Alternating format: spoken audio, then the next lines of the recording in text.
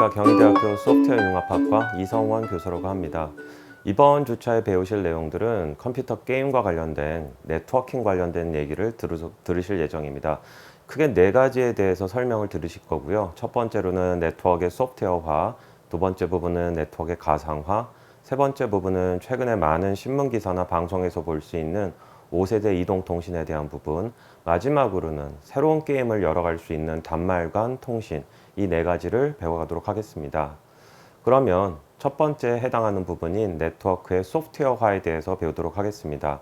최근에 네트워크는 굉장히 많은 변화를 가지고 있습니다.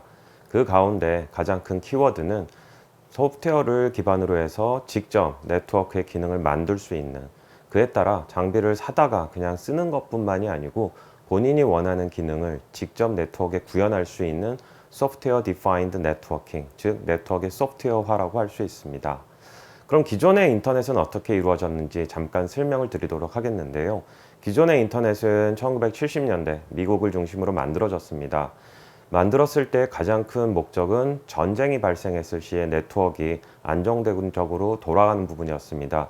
결국 그러한 목적으로 인해서 보시는 그림과 같이 네트워크를 구성하고 있는 라우터 장비들이 있고, 이러한 라우터 장비들은 본인과 옆에 있는 라우터 간의 통신을 함으로써 네트워크의 상황을 인지하고 그러한 상황에서 네트워크의 트래픽을 전송했습니다. 별도의 중앙 집중화된 제어 장치가 없었다는 점이지요. 결국은 하나의 라우터가 파괴됐을 경우에는 다른 라우터들을 통해서 통신이 원활하게 이루어질 수 있었습니다. 이렇게 함으로써 인터넷은 전 세계적으로 퍼져갔으며, 가장 큰 문제점은 전쟁을 목적으로 만들어졌기 때문에 현재 여러분들이 하고 있는, 그리고 이 수업의 목적인 게임이나 다양한 방송을 지원하는 것과는 다르다는 점입니다. 그렇다 그러면 이러한 라우터 장비들은 어떻게 만들어졌는가? 결론적으로 말씀을 드리면 중간에 스위치라는 장치가 있습니다. 그리고 보시는 것과 같이 컨트롤 플레인, 데이터 플레인이 있는데, 데이터 플레인이 실질적으로 데이터가 흘러가는 지점이고요. 컨트롤 플레인은 옆에 있는 라우터가 통신을 통해서 어떤 길로 패킷을 보낼지를 결정하는 그런 장치라고 볼 수 있습니다. 이렇게 두 개의 컨트롤 플레인과 데이터 플레인이 한 장치 안에 있음으로써 본인 라우터 스스로가 어떤 곳으로 데이터를 보낼지를 결정하게 되었고요. 결국은 네트워크를 구축한 사람 입장에서 봤을 때 본인이 원하는 트래픽이 본인이 원하는 경로로 가지 못하는, 즉 라우터들이 알아서 보내기 때문에 불만이 발생하는 부분이 있었습니다. 결국은 보시는 슬라이드에 여러 가지 문제점을 적어 놨는데요. 처음 말씀드린다 그러면 1970년대 만들어진 통신 네트워크입니다. 굉장히 오래된, 그리고 전쟁을 대비한 저성능의 네트워크이기 때문에 최근에 나온 새로운 서비스들을 위한 통신 프로토콜, 통신 서비스, 이런 것을 지원하는데 많은 문제가 있고요. 두 번째로는 최근에 인터넷은 굉장히 다양한 목적으로 사용되고 있습니다. 따라서 사용자가 원하는 특수한 목적에 맞도록 네트워크를 구성하는 이런 부분도 매우 부족합니다. 더불어서 게임을 하다 보면 결국은 다양한 트래픽들이 결국 음성이라든지 영상이라든지 데이터가 주고받아줘야 되는데, 각각의 미디어가 보이는 특징들은 다 다릅니다. 이런 것들을 우리는 서비스 특징이라고 얘기할 수 있는데요. 결국은 서비스가 무엇인지를 인식하고 그에 적합한 서비스를 제공하는 이러한 기능들도 매우 부족하다라고 할 수 있습니다. 이러한 문제점을 개선하고자 최근에는 많은 변화가 있었습니다. 궁극적으로는 보시는 것과 같이 네트워크 안에 라우터가 있었던 자리에는 단순히 데이터를 전송하는 매우 단순화된 스위치들을 구성하게 되고요. 왼쪽에 있는 것과 같이 라우터들끼리 정보를 주고받음으로써 어느 쪽으로 트래픽이 흘릴지를 결정했었던 컨트롤을 바깥으로 빼게 됩니다. 결국은 제어를 담당한 컨트롤이 데이터를 보내는 것과 분리됨으로써 제어가 결국은 사용자에 의해서 통제될 수 있는 상황이 이루어졌고요. 보시는 것과 같이 새로운 장치인 오른쪽 윗부분에 있는 컨트롤러가 탄생하게 됩니다.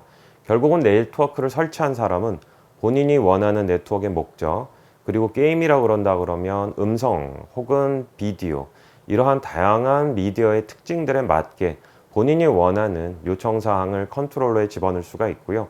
이렇게 입력이 된 컨트롤러의 정보는 앞서 설명을 드렸던 스위치들에게 전달이 됩니다. 그렇게 함으로써 음성인 경우에는 보다 빨리 전송을 할 수 있고요. 비디오인 경우에는 품질을 보장할 수 있고, 데이터인 경우에는 손실이 없는, 즉 미디어에 맞는 최적화된 서비스를 제공할 수 있는 형태로 네트워크가 만들어지게 되었습니다. 이를 위해서 컨트롤러와 스위치 사이에는 말씀드렸던 정보를 전달하기 위한 오픈플로우라는 새로운 명령 체제가 만들어졌고요. 현재 2014년에 활성화가 돼서 얼마 안 지났지만 매우 많은 나라들과 데이터를 센터들을 확보하고 있는 사업자들이 사용하고 있습니다. 이러한 입장에서 보았을 때 기존의 네트워크와 현재의 네트워크의 큰 차이점은 기존의 인터넷은 단순히 패켓, 즉 데이터가 네트워크에 들어오면 도착지까지 가던 그러한 단순한 전달망이었던 거에 비해서 오른쪽 그림에서 보시는 것과 같이 맨 하단에 결국은 인프라스트럭처, 단순한 스위치들이 연결되는 그러한 네트워크가 존재한다면 그 위에 오픈플로우라는 명령에 의해서 앞서 설명을 드렸던 컨트롤러들이 미디어에 맞는 목적의 네트워크를 설정할 수 있도록 하게 됩니다. 더불어서 최상단에 있는 것처럼 지금까지는 상상할 수 없었던, 즉 사용자가 본인이 원하는 형태로 네트워크를 프로그램하는 형태로 가능하게 됩니다.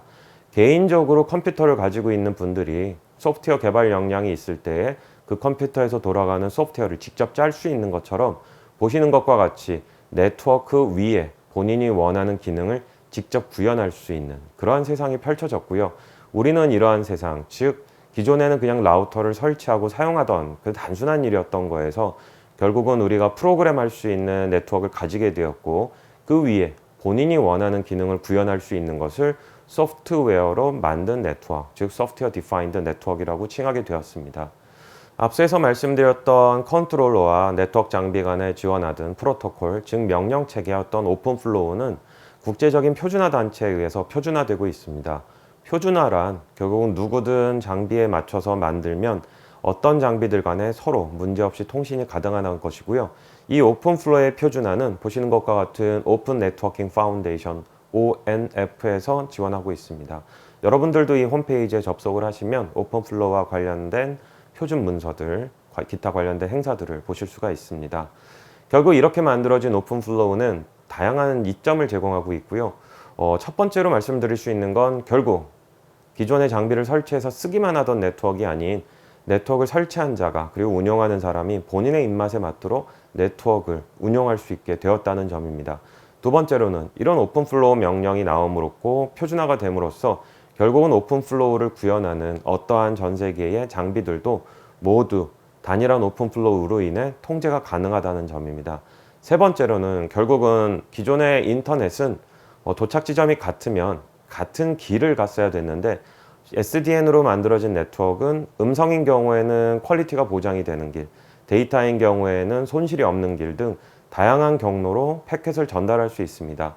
이러한 플로우 레벨의 제어가 가능하다는 점, 더불어서 기존에 있는 경우에는 OSI 7레이어라는 것이 존재해서 내부 밑에서 있는 하위 계층에 있는 것을 상위 계층에서 절대 알지 못했습니다.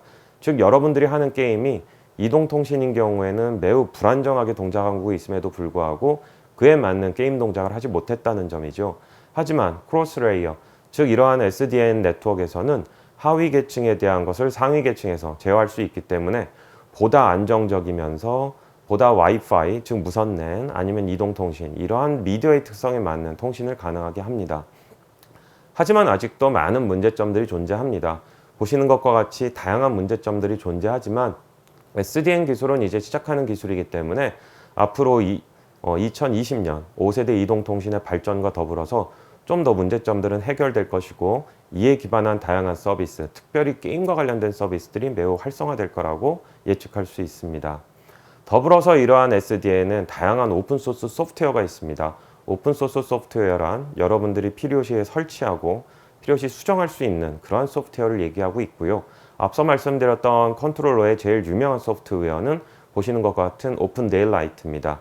여러분들이 직접 컴퓨터들을 가지고 스스로 망을 만들 수 있고 그 위에 오픈 데일라이트 이 소프트웨어를 다운로드 받아서 직접 SDN을 구축해서 사용할 수 있습니다. 두 번째로 굉장히 유명한 또 오픈소스 컨트롤러 소프트웨어는 오노스입니다. 보시고 있는 오픈 네트워킹 오퍼레이팅 시스템이라고 부르는 오노스는 학교를 중심으로 만들어졌고요. 스탠포드 대학을 중심으로 현재 오픈소스 커뮤니티를 만들고 전 세계적으로 많은 사용자들이 지금 참여하고 있습니다. 우리나라에서도 SK텔레콤과 같은 유명 이동통신 업체들이 이 소프트웨어를 사용하고 있고 이와 관련된 기술을 지원하고 있습니다. 따라서 여러분들도 앞서 말씀을 드린 것처럼 게임이 결국은 진화해서 인터넷을 좀 더 많이 사용하게 될 때 이러한 SDN 기법 그리고 이러한 소프트웨어들을 사용함으로써 본인이 원하는 형태로 네트워크를 구축하고 그리고 활용할 수 있다라고 말씀을 드릴 수 있고요. 마지막으로 보여드릴 수 있는 부분은 화이트박스라고 부르는 장치들입니다. 화이트박스라고 부르는 장치들은 단순하게 데이터를 받으면 어딘가로 보내는 하드웨어만 있습니다. 즉 여러분들이 컴퓨터를 샀을 때 운영체제가 없는 컴퓨터를 샀다고 볼 수가 있고요. 본인이 원하는 네트워크를 직접 이런 화이트박스 장치 위에서 구현할 수 있습니다. 이를 위한 기술도 매우 익숙한 안드로이드 같은 휴대폰에 쓰이고 있는 리눅스 운영체제가 쓰이고 있고요.